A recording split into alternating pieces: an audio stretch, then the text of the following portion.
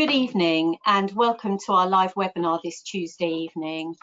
The webinar will be jointly presented by Amandeep, Kaur, Purewal and Richard King from AHDB and Anderson's respectively. But first you have 5 minutes from me on housekeeping. Next slide please.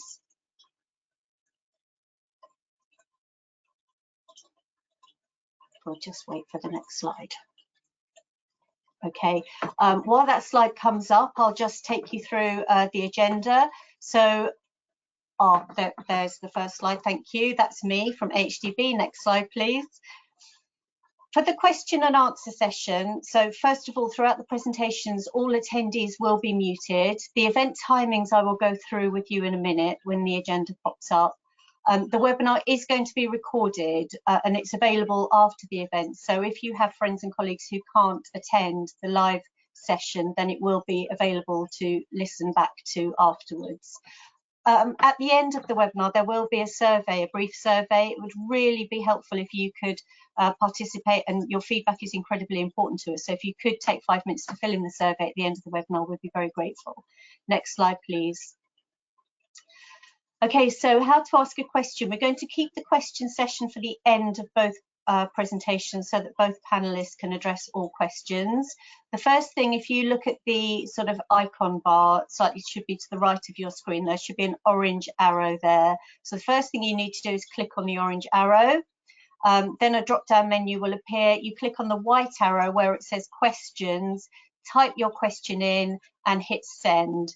I'll be moderating the questions, so I will be reading them out to the panelists at the end of this session. Next slide, please.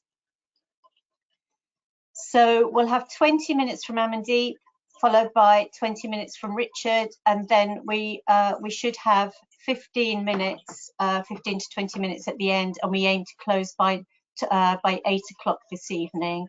So at this point, I'm going to hand over to Amandeep. Thank you very much. Thank you, Sarah. And good evening, everyone, and thanks for taking time out from your evening to join us today. Hope you find it useful, because we know that change of policy in a lot of farmers' minds at the moment. I mean, there's one thing is getting the information and finding out what the changes are, but there's also then having a look and see what it actually means for you, what does it actually mean for your business. So we decided to do some analysis and look at a big piece of work on the SFI, the Sustainable Farming Incentive, to help farmers see what the changes are, what it actually means for your business, and also to provide feedback to the policymakers. It's meant to be co-design and take on board feedback from those that are participating in the trials and the pilots, because at the end of the day, we want something that works for farmers and is successful for farmers. So we carried out a major project really looking at the SFI and what this means, in collaboration with some part with Kaur University, which I'll touch on later on. But I'm only going to talk about one part here, which is what does the SFI mean for farm businesses? How could it affect your bottom line? And we'll be looking at this over the next 20 minutes or so. So I'll start off then by just giving a bit of a background on ELMS in general, so the environmental land management schemes. Three main components or three strands. With the Sustainable Farming Incentive, SFI is one of them. Then you've got the local nature recovery and landscape recovery. And the one that's most farmer focused is the SFI, because it's about individual farmers, farmers carrying out actions on the individual farms to try to benefit the environment. And then you've got local nature recovery and landscape recovery, which are more they're more to do with collaboration. They're open to all landowners, such as national parks, who take part, for example, not just exclusively, not just for farmers. And this isn't really, these two schemes aren't something that a farmer could just do by their own on their own individual farm. You will need to work with others. And this is probably more about more larger land use changes. But the key point here really is that all of these schemes are not, they haven't been designed to replace direct payments. They're going to have, farmers have to find another way to plug that gap. The funding that's available for agriculture will be split between all of those three. So if you take into account that it's only the SFI that's more directly relevant to farmers, then that just shows that you're going to have to probably look at other ways to build that gap that's left over from the removal of direct payments. And also another key point to realise is that to get the payments in the first place, farmers will have to actually do something. There will be some costs involved. And we're going to look at that in more detail as we go on. But that is one of the key points to think about when considering these schemes. So what we're going to be concentrating on this evening is the SFI 2022, because that's just around the corner. We'll be having, that's due to start in a few months' time, a wider rollout of the scheme, where the pilot's going on already at the moment. It started sort of autumn, about 900 odd farmers taking part in that. But then this will be open to, you know, all farmers that are eligible for BPS in a few months' time. So for the SFI 2022, there are 3 standards available, which are shown here, the 2 soil standards and the moorland and rough grazing standard. The soil standards only at the moment and have introductory and intermediate level available. There are plans that there will be an advanced level introduced in 2023. Also, not classed specifically as a standard, there is an annual health and welfare review for farmers that have a certain number of livestock, be it cattle, pigs and sheep as well. So I think Richard will talk about this in a bit more detail later on, but applications for SFI 2022 are due to open in the summer, and there is some flexibility with this wider rollout of the scheme, in that you can, on a yearly basis, you can increase the amount of land you put into the scheme. You can move from a higher ambition level to from a lower ambition level to a higher one, and you know, these aren't the only standards that are going to be available. As they're getting developed and tested, there will be more standards probably made available these schemes in the next couple of years. So then there's the choice of adding on more standards to your agreements, which will run for about 3 years. So I'm going to focus on the arable and horticultural soils and the improved grassland soils. So we'll start with the arable and horticultural soils to start off with. And what we're going to do, what this part of the analysis was, we took these standards and we looked at how this would actually impact farm business. And for this, we used the AHDB virtual farms. So naturally, for the arable and horticultural soil standard, we looked at we've got 3 arable farms, so we used these in the analysis. See those, the typical sizes there, and also their locations within England. Now, these farms, just to note, are not top performing farms. They're just in the middle 50%. So they're meant to be typical representative of the sector there. And also, you know, their costs are not are higher than top performers. So we hope this is something that farmers can relate to for their farms. We just look at the arable and horticultural soils, the actions that are needed in a bit more detail. So the first kind of main thing you need to do for this is it says test soil organic matter. So that in look at the guidance, that means that if that area, the land that you enter into the SFI, if it hasn't had SOM, the soil organic matter, tested in the last 5 years, you'll need to do that in the first year of your agreement. That's one of the main things that needs to be done, along with a soil assessment and management plan. And then the third step rather, is that you need to have 70% green cover over winter. And the green cover could mean, you know, if you've got winter crops in the ground, that covers us up. So in these arable farms for the analysis, I've already got winter barley and winter wheat in the rotation. They're covering a 70% of the area that I was going to put in. That ticks that box very nicely without incurring any further cost. Then next is the addition of organic matter. In the guidance, it says that the addition of the organic matter, so every bit of your land which you enter the SFI should have organic matter added to it at least once over the 3 years. So for the purpose of this analysis, I just assumed that was now the third each of the years, each of the 3-year agreement. And we could talk, we'll see the results of that a little bit later on. But as you can see here, the organic matter, it says addition of organic matter, but it's fairly subjective because you've got a choice of how you could apply that organic matter. So you, for example, you can incorporate straw, you know, from crops as one option, or you could, you know, grow a cover crop, or you could, you know, apply manure. So there is, you know, it's fairly subjective, this matter, and it depends on what suits your farm best. So for purposes of these arable farms, I decided to, what made sense for me to do, cheapest and easiest thing for me to do for these virtual farms was to grow a cover crop. We'll look at the results a bit later on. For the intermediate level of this standard, it's the same as introductory, except what you got to do is that 70% green cover over winter has got to include 20% of that must include a multi-species cover crop. So, you know, brassicas in there, herbs, legumes or grass, that needs to be part of that mix within that green cover. So what do the results show? So I will just take you through this slowly. So there at the bottom, we've got 3 different arable farms. In the black dots here, that £22 per hectare, that's the DEFRA payment rate that's published, the gross payment rate. Because of course it doesn't take into account the costs involved of doing the various actions which I've just talked about earlier. So this is what we did the analysis. So we went through those step by step, worked out what the cost was, and then worked out the net payment rate for each farm.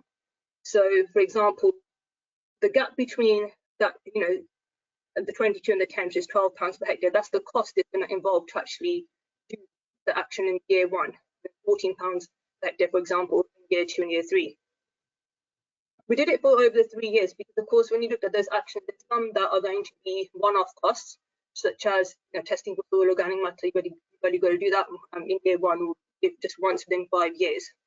But then the other costs of, you know, having that to cover, or if you need to have it, or that organic matter addition, those are annual costs. So then that's why you're going to see what type of cost there are in the first place. So as you can see, so in year 1 across all the farms, that's where you have a bit of a lower net payment rate. And that's mainly to do with the fact that for this analysis on these farms, I've got that additional cost of having the soil testing and the soil plans to do. But then in years 2 and 3, they're just over half, or they're over half of the actual gross payment rate.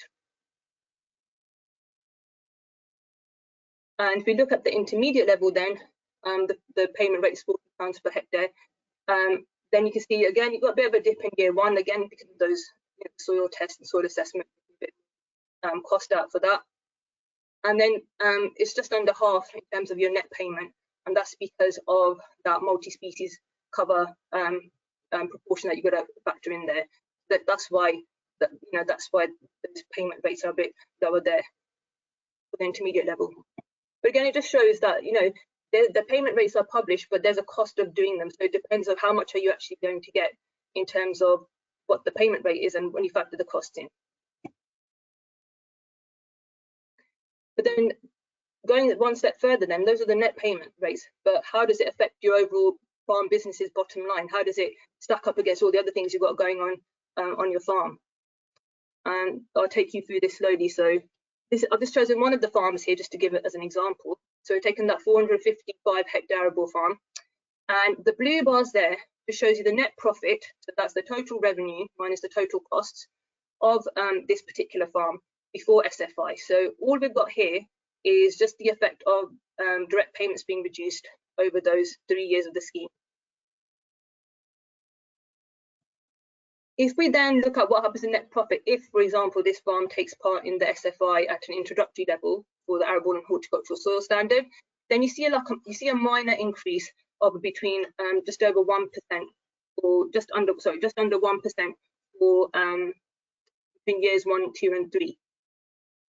And for the intermediate level, just a slight compared to the blue bar, that's just another slight increase as well, just slightly over 1%. I think maximum 1.1% increase. So they're not huge amounts of gains there really. But for this analysis, for these farms, for example, we saw earlier that one of the conditions or the requirements was to add organic matter. And so for these farms, I looked at my options and I saw what was the cheapest, easiest thing to do. And it was to grow a cover crop, because I had the capacity to put that within the rotation of the other crops on this virtual farm. But from an analytical point of view, I just wondered, what if a farm doesn't have that capacity, and then if you're not going to grow, if you don't have the capacity to include a cover crop in your farm, a multi-species cover, what does the picture look like then? So got the same as before, same graph again. There's the same blue bar there, that's the same green bar there, all after you've taken part in SFI introductory level. But now let's look at what happens to your net profit if, for example, you've got to adjust your crop areas, your cash crop areas, to make space for that cover crop. Say you have got no capacity as things stand to grow that cover crop on your farm. then we see that whole effect of taking land out of production. Actually see a drop of up to 3 to 4% in your net profit levels, because you've had to take some land out of production to accommodate that action. And these are the key things to note, really. So I think in reality, you probably see the green bar is the best case scenario where you don't have to make any changes, and the red bar is the worst case where you've got to accommodate all of make changes to fit all of that, make space for all of that land that you need to require the cover crop. In reality, it'll probably be somewhere in between. But again, if you don't have to make many changes, then you're more likely to incur less costs, and that's going to be, as you'll see, kind of like a key message running through today. So that's the arable and horticultural soils. If we turn our attention now to the improved grassland soils, here if I use the mixed farm that we've got in our virtual farm network, 220 hectares located in Yorkshire, and then the beef and sheep farm, which is located in the southwest. So we use those farms to work out the same kind of analysis for improved grassland soils. This compared to arable, a bit more slightly simpler. So the first two actions are exactly the same as we've got for arables. This is like testing that SOM and carrying out the soil assessment and the management plan. And then the other requirement is to minimise bare ground over the winter, so there's no more than 5% of bare ground over winter. Now for our virtual farms here, the AHDB virtual farms, their stocking density is probably slightly lower than average, so we didn't have an issue that much of an extra cost for sort of minimising the bare ground. We already had that in place, so there wasn't really extra cost. But if that's an issue on your farm, then you may, obviously have to make more adjustments, and they might incur slightly higher costs. That's, again, as you'll see, this kind of just varies from farm to farm. It's not really a one size fits all, and it's can only act as a guide, and we need to see what's going to work best on your farm. The intermediate, again, it's the same as the introductory, but the extra thing you've got to do is either establish or maintain a herbal ley. Although if you look at the guidance, it's actually more like developing a diverse sward on at least 50% of land entered. So if we look at the numbers behind that then, so improved grassland soils at the introductory level, this looks more healthier than the arable soil standard for our farms, at least anyway. So you can see that payment rate is £28 per hectare for the introductory level. And the net payment, this is a dip in year one because of, again, you've got the soil testing and the soil assessment to take into account. That's only why it's lower. But then for year 2 and year 3, you've got it's pretty much on par with the gross payment, £28 per hectare. And you can see why I said that, because it's only the soil test, because I've already assumed in our farms we didn't have to make many changes for having that, minimising that bare ground over winter. But it may change from farms and their situation. For the intermediate level, again, in year 1, there's a dip. So the payment rate is £58 per hectare, only 19 for both of these different types of farms in year 1, because again of the soil test, but also just to establish, because our farms didn't have the diverse sward stroke herbal ley, so that's the first sort of like one-off cost you got to do for establishing those in year 1. But once they're established in year 2 and year 3, you don't have any extra costs, so you get that pretty much bang on with that gross payment. What does this mean for in terms of the net profit? So again, as reflected by the net payments, what we just seen. So after the SFI introductory level, see a slight increase there, but up to full intermediate level, you can see up to an increase of about 7.5%, 8% at the end of year 3. And for I've only shown it for the mixed farm here, the 220 hectare mixed farm, but for the beef and sheep farm as well, there was the maximum increase in terms of the net profit by taking part in this SFI standard was about 6%. So certainly for our farms at least, because of the improved grassland soil standard was working out better financially compared to the arable soil standard. So I think some of the key points to pull out from what we've talked about is that basically, if you're already carrying out the actions that are listed within the guidance for the SFI standards, or if your farm's set up to accommodate these actions. For example, when we just saw if I have to add organic matter and I've got the capacity to put a cover crop in there, or maybe you've got access to your mixed farm and you've got access to organic manure, example, then it's probably it is beneficial for you to take part in SFI, because you get money for doing something that you're either already doing, which is not going to have any extra cost in taking part. But like we said, it's subjective in terms of some of the actions. You've got a choice of how you go about things. So it's working out what works for your farm the best. And also the analysis that we've done is only a guide, really, seeing from farm to farm. There's no one size fits all. It will depend on your setup, what's easiest for you to do. So we recommend that take this as a guide, but then work out what it means for your farm, so you can really see if it's worthwhile you taking part and what it means for your business. And the key obvious message which we started off from the beginning as well is that there's no way that the SFI by itself and doing these actions will replace direct payments. And we've just seen, at some cases you're just looking at a couple of % increase in net profit. On maximum, what we saw in our analysis here was about 7.5%. There's no way that's going to plug the gap that's left by direct payments going. So we've got to look at other options, be it layering with other standards, taking part in some of the other ELM schemes, or looking at other ways to improve productivity or other things around your business that could help mitigate that loss.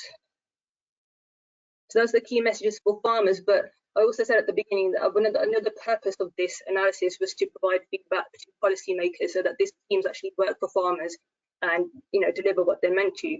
And as you can see from the analysis, if DEFRA are planning to get a 70% uptake of the SFI, for example, by the end of the transition period, those payment rates have got to increase to incentivize farmers to take part.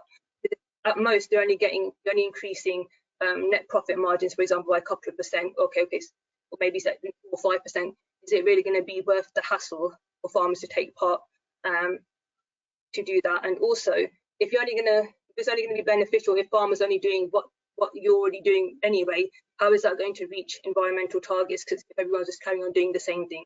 So to make that big change, what it suggests is that those payment rates need to be increased to incentivize bigger change and bigger action. So what I presented to you today is just a small part, just a part of work that we've done covering the SFI. So there's so much more that you can go into more detail. This report's on the website, and I think you'll be able to download as part of the downloadable parts of this webinar as well. So this is only one part of it. We did a qualitative analysis as well in conjunction with Harper Adams University, where we spoke to farmers that were going to take part in the SFI pilot to see what their views were about ELMs. So I think there might be some, there's something that might resonate with a lot of you in terms of providing that feedback back to policymakers. What's working with these schemes? What needs to change? What could be improved so that this is successful going forward? This is successful going forward for everybody. And I will take any questions at the end, but now I'm going to pass over to Sarah, who might then pass on to Richard. Thanks very much. Thank you, Amandeep.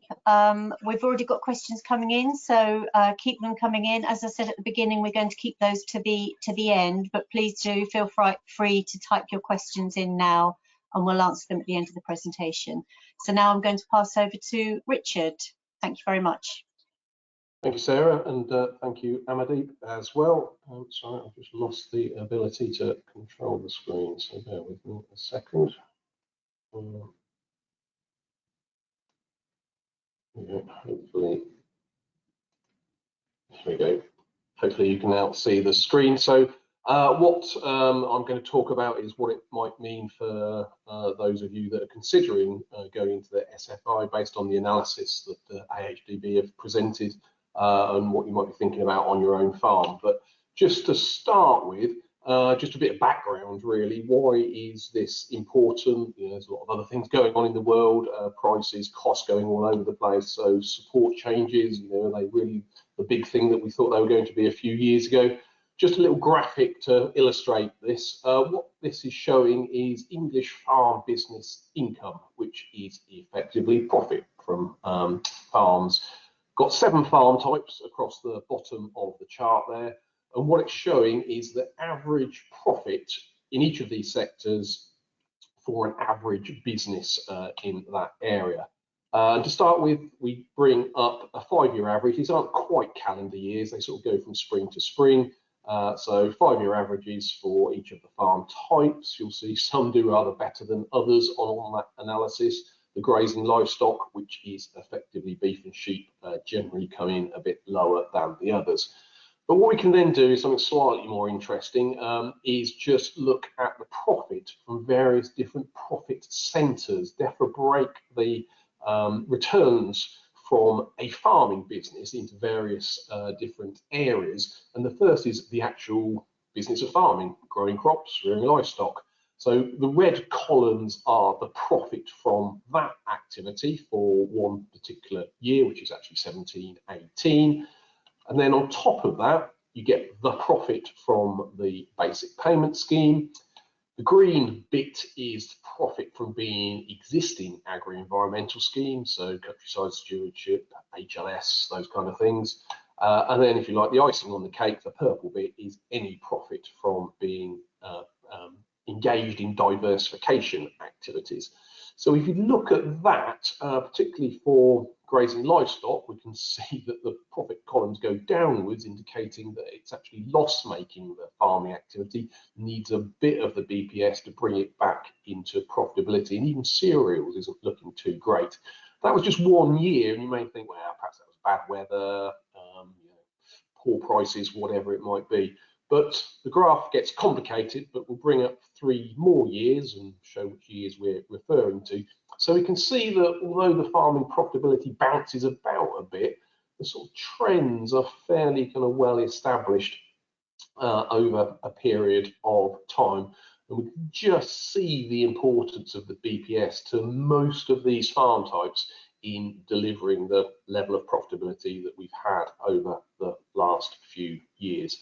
So quite important, and of course it tends to be the agricultural profit that varies a lot to do with prices and weather and all sorts of other things, whereas the other income streams are a bit more sort of certain, can be relied on a little bit more. So therefore, as they perhaps change over the coming years, that will also bring more volatility, more risk perhaps into farming businesses as well.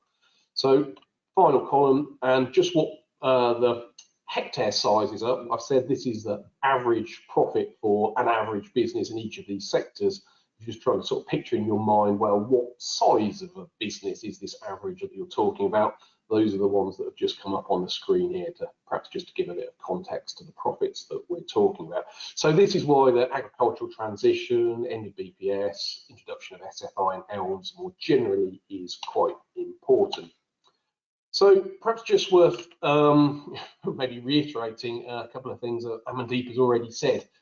It's quite easy and perhaps tempting to compare the SFI and perhaps eventually ELM schemes more generally with the BPS and say, well, it's sort of not as good and therefore, you know, it's rubbish and it's not worth going into. However, it's, you know, the replacement is never going to be as good as the BPS. It's estimated that the compliance cost of picking up your basic payment is around 2% of the funds. So therefore, it's effectively 98% profit, and any scheme DEFRA bring in just isn't going to deliver that level of profitability in the future. You know, DEFRA wouldn't see that as a fault; they'd see it as actually a feature of the new scheme, because what they want to do is buy public goods, of course, and therefore that will have a cost, as Amandeep has said, to actually provide those things that the government is buying. Has you know, an implication on farm businesses, and therefore the profitability is going to be lower. So even if eventually you set up an SFI scheme that has exactly the same revenue as your old BPS payments, it's certainly not going to deliver as much to your bottom line, simply because of the costs involved in picking up that support, which hasn't been an issue perhaps much over the last few years. So rather than comparing SFI with the basic payment scheme, it's perhaps more of a question of, does it just stack up on its own terms? Is it worth me going into?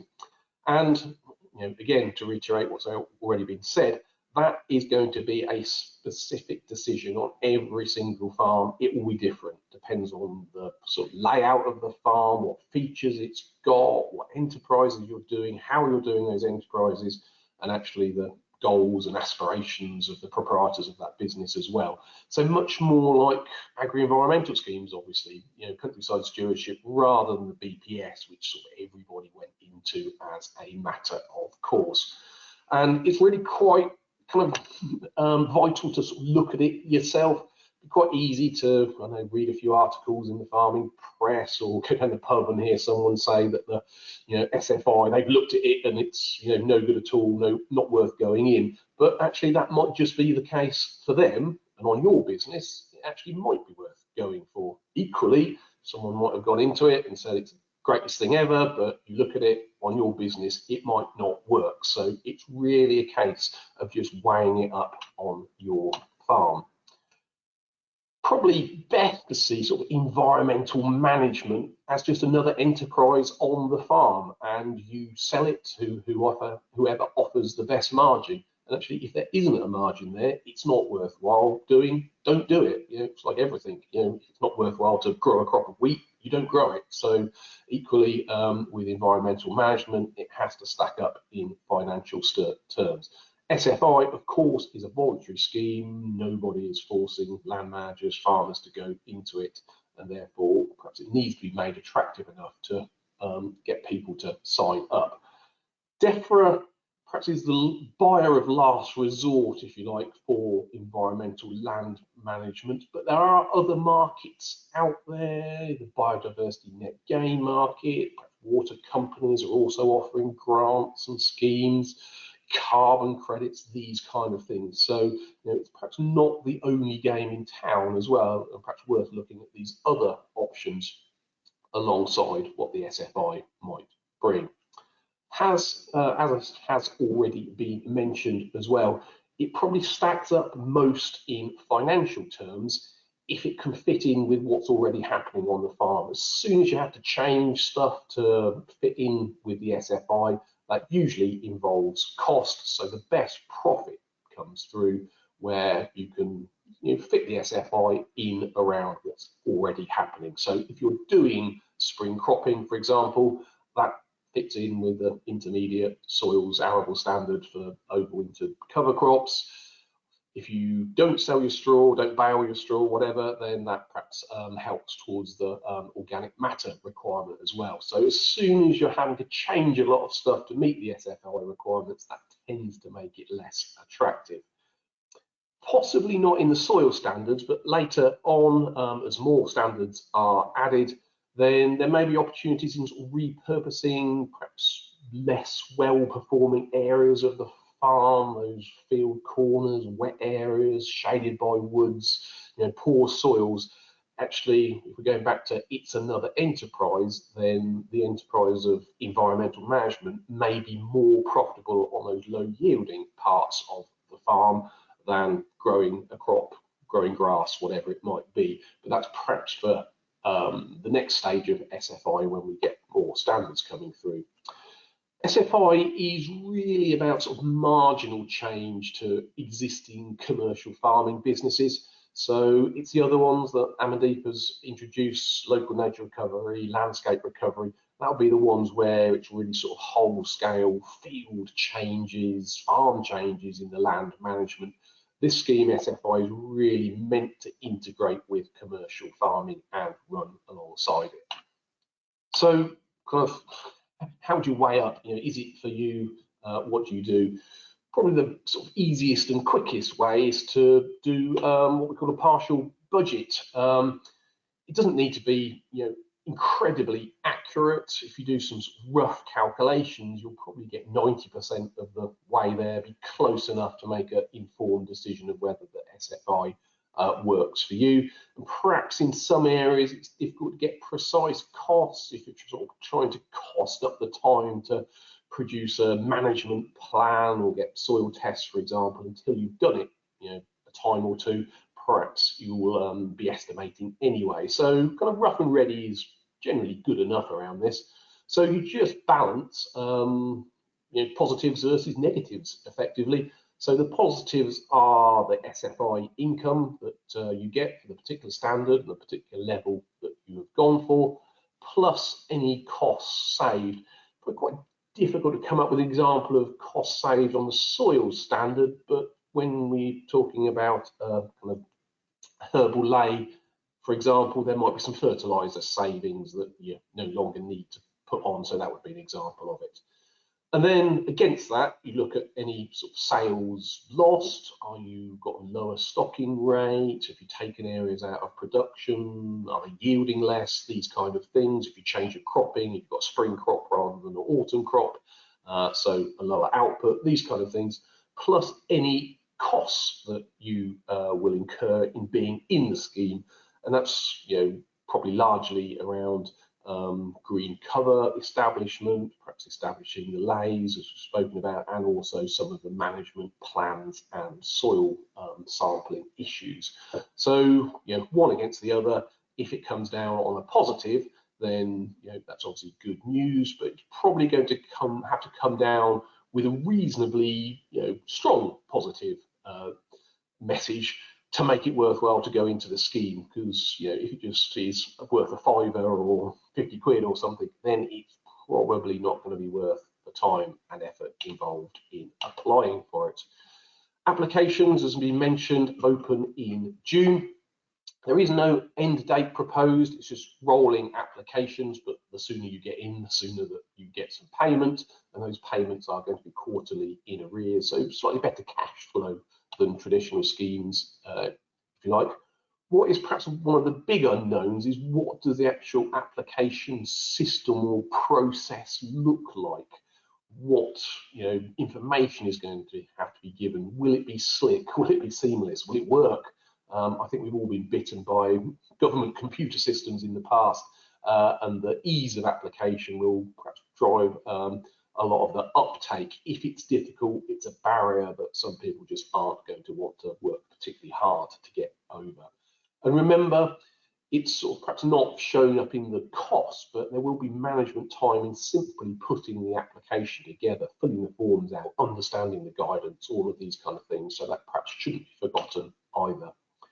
Of course, only a limited number of standards available in 2022, and this could perhaps be looked at in two ways. If you're you know, glass half empty type of person, perhaps the total sum of money available from the standards isn't going to be that great. Is it actually worthwhile turning the computer on, starting the application, understanding what's going on?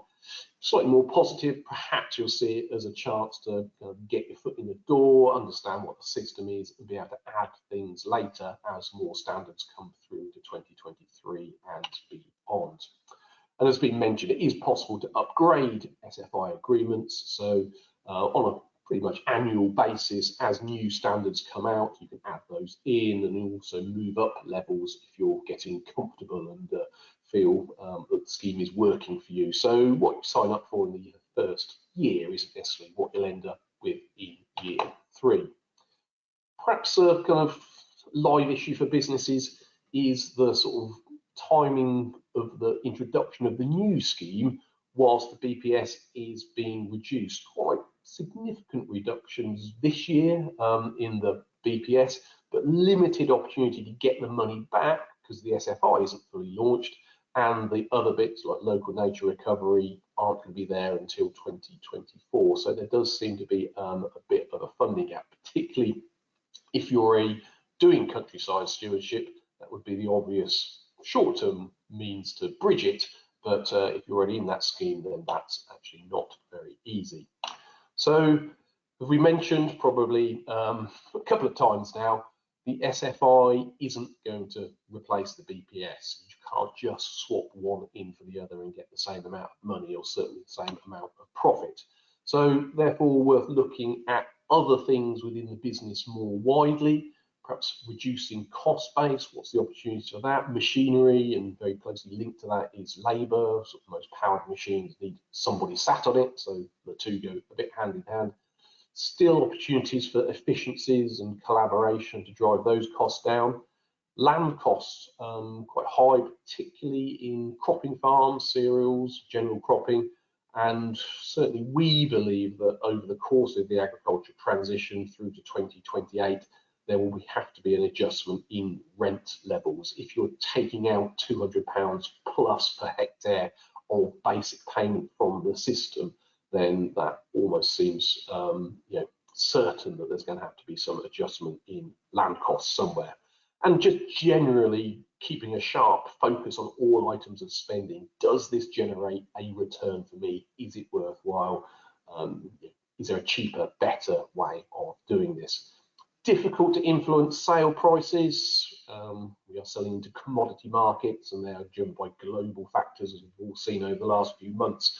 But perhaps there may be scope for premiums, producing to specification, adding value, something like that. That's worth considering.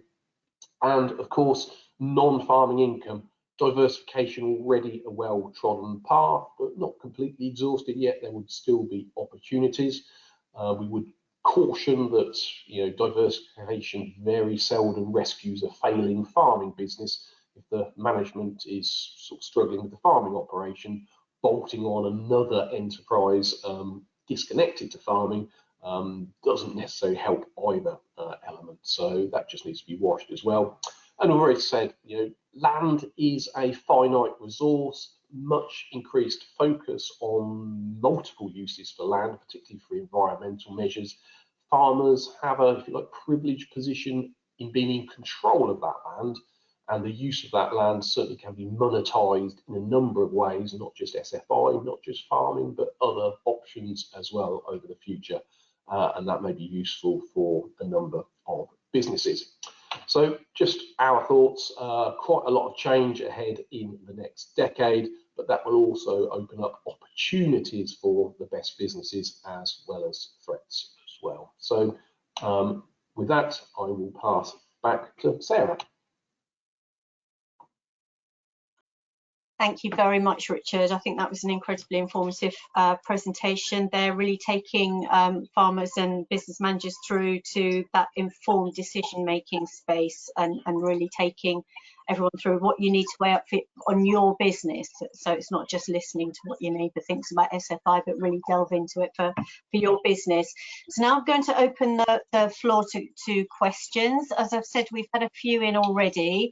So if I start off the questions, so the first one I've had in, which is anonymous, is do the calculations take into account the time taken to do all the paperwork for applications and the cost of using consultants and advisors? I think, Richard, you touched on that in your presentation, but if I open that up to both of you.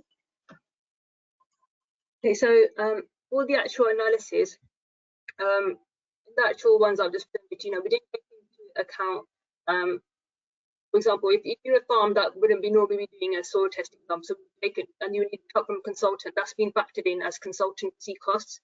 In terms of the other costs of application, that's not being taken into account in the economic analysis, but in the wider report, that's very much was covered by the interviews that Harper Adams University did. So that was one of the things, an issue that a lot of farmers said was an issue in terms of the application process was so complicated. SFI pilot, for example, they're saying that I need to bring someone in to actually help me do this application. It's taking ages, and I've worked in a professional capacity, and I still can't get my head around how to do these applications. So obviously, during the process of doing the report, we were feeding back to DEFRA as that was going on, and well, we'll see what happens. But for the latest announcement they made in terms of SFI 22, they seem to have suggested that they will take up that feedback on board and try and make it much more simpler for farmers to apply. We'll just have to see how that is going forward, but yeah, that's obviously definitely one, like as Richard said, one of the costs that you have to take into account, the time with applications and any other sort of help you might need to fill that in. But if Richard's got anything to add to that. Yeah, I mean, saying DEFRA's aspiration is to make it simple, and the idea is it's simple enough that you won't have to necessarily employ a consultant to do it for you. But until we've seen the the online system, the forms, the guidance, whatever it might be, it's sort of really difficult to say whether it's going to be relatively painless or a bit of a slog. So yeah, we'll wait till June and see where that gets to. Thank you, both of you. Okay, so the second question, moving swiftly on so that I can get as many of these in as possible. This is in from Henry, and he's asked, is the addition of organic matter from scratch, or does it take into account any organic matter you might already be adding to your land? So what's the starting point, if you like, for that? Where's the bar for the organic matter addition? Okay, so DEFRA have assumed that, I think they took the guidance from the fertilizer survey average, that on average it says that farmers are already applying organic matter to 25% of the land anyway, so that's what they've taken as the baseline, assuming that you're already doing that anyway. But if they're asking you to do, so it's on top of that really, it's not starting from scratch. So if we take that average, for example, that okay, you're already applying 25% already, and they're asking for essentially a third to be added every year. If you're going to do it over the 3-year period, had to have 100%. Then you're looking at additional 8%, I suppose, from the 25% to 33% would make a third. So that's how they worked it out. In terms of how would that be, how would they see that's what you're doing as in terms of the governance of it and seeing that you're sticking to those guidelines? They said they're taking up a trust basis to see that, assume that farmers are doing this, but then they might recall, need evidence, for example, to see, for example, has there been improvement in organic matter, in the organic matter, soil level, organics matter levels in the soil, or if it was already good in the first place, have they been maintained? So you will be required to keep some evidence to show that the actions are actually having a benefit. Thanks, Amandeep. Richard, did you want to comment on that? For instance, the regional variation of the ease of adding organic matter, the availability of organic matter.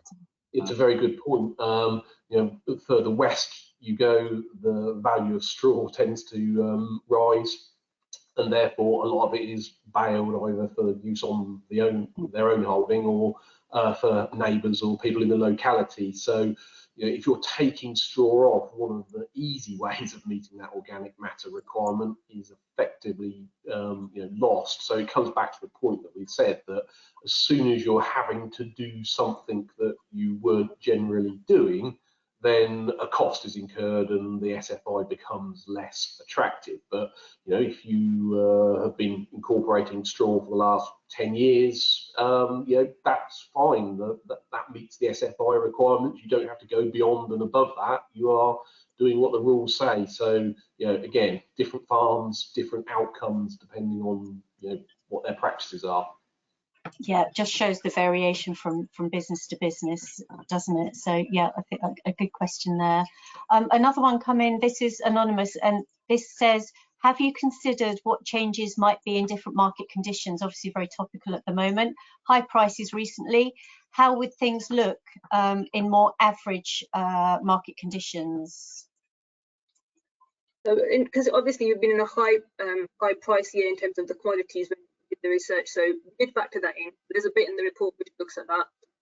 So what we did was, obviously the prices we used in analysis were 2021 prices, which I say were higher than average. So we did a bit of the analysis within the report, which see what would it look like in terms of those percentage changes I showed you for net profit. How would that look if you had more sort of average prices, be it wheat or sheep or beef, for example? And all it shows is that obviously the high prices to some extent mask the effect of the SFI percentage increases, and you could argue that obviously it's masking the effect of the EPS reductions, for example, because you're not feeling the pinch as much as you would in a lower price year, because it's being masked by these highs of market prices.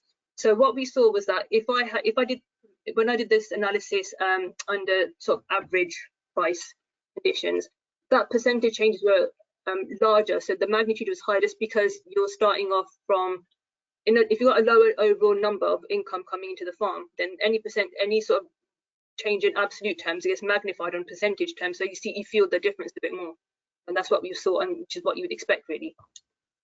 That's a very good point. Richard, did you have any further comment on that, on the different market conditions and the impact? Not a huge amount to add. I mean, I guess the standards that we've got at the moment, particularly the soil standards, they're not really asking for land to be taken out of production. Really, the only differences would tend to come into the intermediate standards, where on grassland you have to do herbal lays, which might reduce the output and the carrying capacity a bit, and on the arable side where you've got the kind of requirement for overwintered cover crops, where that might tweak your rotation away from autumn cropping to spring cropping. But yeah, unless you're making those quite big changes, the output isn't like to change that much. So whether output prices are high or low, for these particular standards, perhaps not a huge effect. It'd be other ones where you're taking a bit of land out of production where the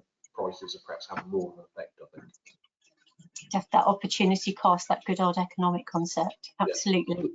Yeah. A further question here. Shall I come to you first, Richard, on this from Laura Curtin? And she's asked, please could you kindly advise if there will be penalties, clawbacks of payments should you enter intermediate advance, where you can only enter the intermediate at the moment level of ambitions, and then want to amend the agreement to go into a lower level of ambition if you've been unable to meet the requirements. Do we have any information available to clarify that point for Laura? The movement, it's sort of an upwards only review, if you like, is the presumption. So in some ways it would be better to start low and then work upwards. You know, if you're not sure about whether you can meet the standards, you start low and then you could always move upwards rather than be too ambitious. We don't know quite what would happen if you can't achieve what you set out to achieve, but I'm sure there would be some kind of regime to penalise that, but it's not entirely clear yet because we haven't seen the full scheme guidance. But yeah, perhaps one of the areas where if you're, as I say, if you're uncertain, don't be too ambitious to start with. It probably goes along with your comments, Richard, about getting to know the lay of the land, having a toe in the water, starting at your introductory and intermediate, and obviously launching those levels first would indicate that. Amandeep, did you have anything to add to that question? No, just agree with Victor, because yeah, if you're not sure, it's better to start off slow and steady rather than just. There's only one way of flexibility. Only works in one way, and it's going from lower things to like higher things, or from less to more. You can't go back from starting off with everything going unless you've got really extenuating circumstances. So if you're not sure, just start off slowly, see if it works for you. And if it's working well, great, then fine, add some more stuff in. If not, then just keep it at that. Yeah, I think that's sound advice. Having said that, it seems to be a much more collaborative scheme process of design and refinement than before. So I think the attitude that I've read is it's very much supporting people doing the right thing rather than catching them doing the wrong thing. So I think that previous experience, obviously there's a huge job that they have to do on the trust basis, hence questions like this one from Laura. I don't have any more questions at the moment, so if anybody wants to pop any more in for the last 5 minutes, perhaps I could ask one. Amandeep, are you planning to do any further analysis on, say, the moorland standard, or further on down the line on local nature recovery? Is that work in the pipeline? Yes, definitely. And so as we get more information on the schemes coming forward, then obviously we'll do similar analysis for that as well. So for SFI, we have the most information available at the moment, so which is why we chose to kick off with this work. But we see this as just like the first bit of work for probably a whole series of work around this. It's such a big topic. Everyone's going to want to know as the other schemes being developed. And also, as you saw in this analysis, we've only looked at it's only England only as well. So we look at other devolved nations as we get more information about those.